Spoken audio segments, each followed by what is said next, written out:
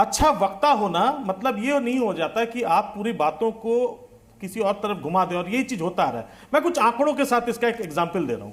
अभी एक बहुत बड़ा इशू बनाया गया कि मुस्लिम आरक्षण को लेकर, कई बार अभी बीच में आपके इसमें दरमियान में उठा। चलिए मैं आज थोड़ा सा आंकड़ों में समझाता हूं, ये थोड़ा आसानी से समझ में आएगा, क्योंकि भाषा तो हमारी आपके सुधांशु जी जैसे अच्छी है नहीं। तो कुछ इस तरह समझाता हूं। पश्चिम बंगाल का कुल जो है आबादी कितनी होगी, लगभग ये 2011 के सेंसस के बाद अभी 2024 तक उसको किया जा रहा था, लेकिन नहीं हुआ, तो 10 मतलब माना गया है 10.5 करोड़ के आसपास। मैं 10 करोड़ ले लेता हूं, मतलब कैलकुलेशन करने में सुविधा होगी। 28% कहा जाता है अराउंड इसका जो है वहां की मुस्लिम आबादी है। यानी टोटल कितना हुआ, 2 करोड़ 80 लाख वहां पे मुस्लिम होंगे, राइट। आप लोग खुद कह रहे हैं कि 2010 के बाद से जितने ओबीसी के जो सर्टिफिकेट्स इशू हुए थे आज तक, वो कोर्ट ने निरस्त कर दिए, और उसकी संख्या क्या थी, 5 लाख के आसपास जी, राइट जी। यानी अगर 2 करोड़ 80 लाख मुसलमान थे तो उस हिसाब से देख लिया जाए तो 2% भी नहीं, और कहा जा रहा है कि 90% फायदा मुसलमानों को मिला।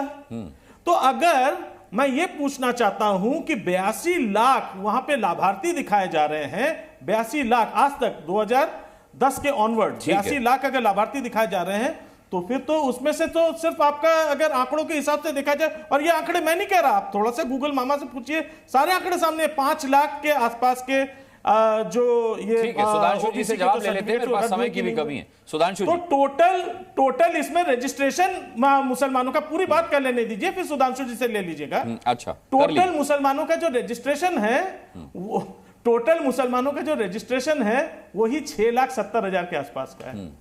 वो मुझे बताइए कि 10.5 करोड़ की आबादी में रजिस्ट्रेशन कितना, तब आप समझ जाएंगे। और अगर सुधांशु जी को तब भी नहीं समझ में आता, मैं ये भी समझा दूंगा कि क्यों ऐसा हुआ।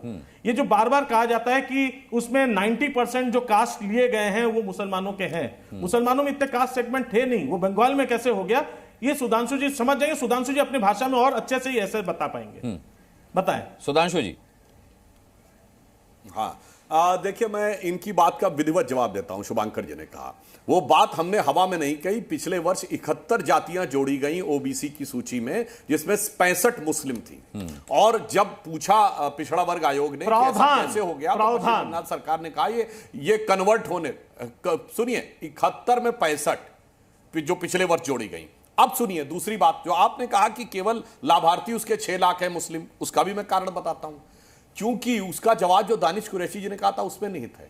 पश्चिम बंगाल में मुसलमान है 28%, मगर पढ़ाई लिखाई में इतना पीछे है। कितने प्रतिशत ग्रेजुएट है ये बताइए।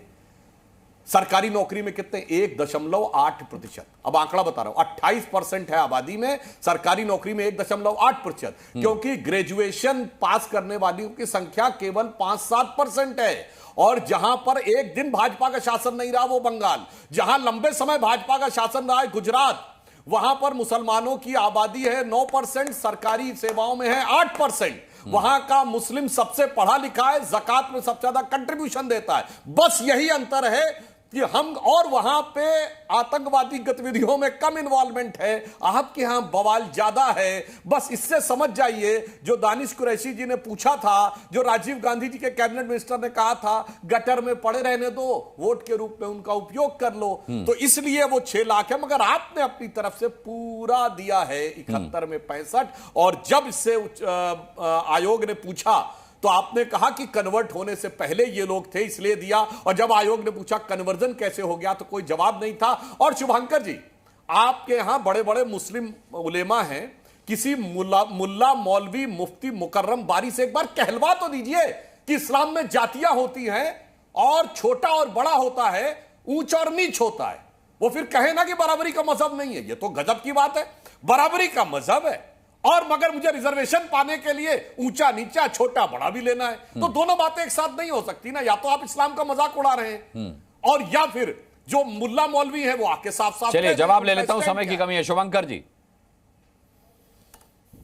हाँ, पहले तो सुधांशु जी को बहुत बहुत धन्यवाद। आज उन्होंने आपके चैनल पर आके कम से कम ये बात समझा दिया कि जो आंकड़ों को लेकर जो लड़ाई थी, दरअसल वो लड़ाई थी ही नहीं।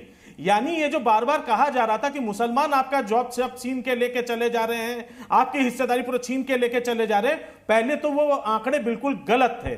बात सिर्फ ये थी कि प्रावधान से आपको मिर्ची लग गई थी, जहां पे प्रावधान की बात की गई थी, क्योंकि उनको बढ़ाने की कोशिश की। चले, इनको तो प्रावधान से मिर्ची लग गई, लेकिन हाईकोर्ट की टिप्पणी को क्या कहेंगे जिसमें उन्होंने कहा कि मुस्लिमों को एक साधन बनाया गया, वोट बैंक बनाया गया तुष्टीकरण की राजनीति करने के लिए। कोर्ट की टिप्पणी का तो सम्मान करेंगे ना, यही बात है। ये तो चलिए राजनीतिक टिप्पणी कर रहे हैं, लेकिन आप उसका जवाब सुनने नहीं देना चाहते। सुनाइए ना, आप ही तो बोल रहे हैं।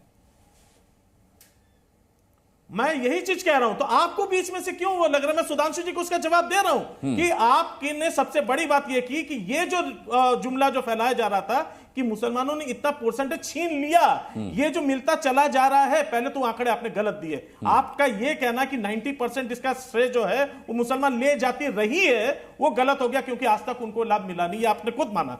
दूसरी बात, जब भी कोई जॉब आया वो तो आप लोगों ने पहले कैंसिल करा दिया, कोर्ट में जाकर कुछ भी कराकर। जो वहां पे जो 26,000 नियुक्तियां अभी हाल ही में इधर से जो कैंसिल हो गई, वो भी आप लोगों ने करा दिया। तो जॉब क्रिएट का होने दिया जो कोई लेके जाएगा। तीसरी बात, आप बार बार ये बात को कहते हैं कि भाई हमने, आप एनईपी ला सकते थे। आप मुझे बताइए कि आपने दूसरे जो हमारे देश में सिर्फ और सिर्फ मुसलमानों का। शुभंकर जी, मेरे पास समय की कमी है। सुधांशु जी, एक आखिरी कमेंट आपसे। चलते हैं, आपने संबंध कौन से बनाए वो मुझे बताएं।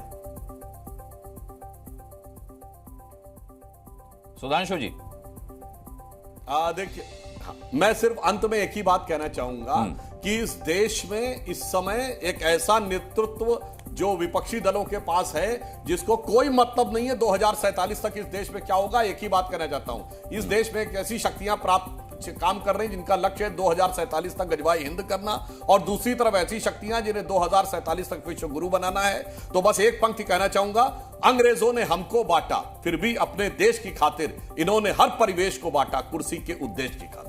चलिए, मुझे लगता है मुद्दों की राजनीति होनी चाहिए। राजनीति में एक मुद्दा तुष्टीकरण का कम से कम नहीं होना चाहिए, धर्म का नहीं होना चाहिए। मैं सभी का बहुत बहुत धन्यवाद करना चाहूंगा आज ताल ठोक में शामिल होने के लिए, मेरे सवालों का जवाब देने के लिए सभी का बहुत बहुत धन्यवाद। कल शाम 5 बजे आपसे फिर मुलाकात होगी एक और मुद्दे के साथ। सवाल पूछेंगे ताल ठोक के।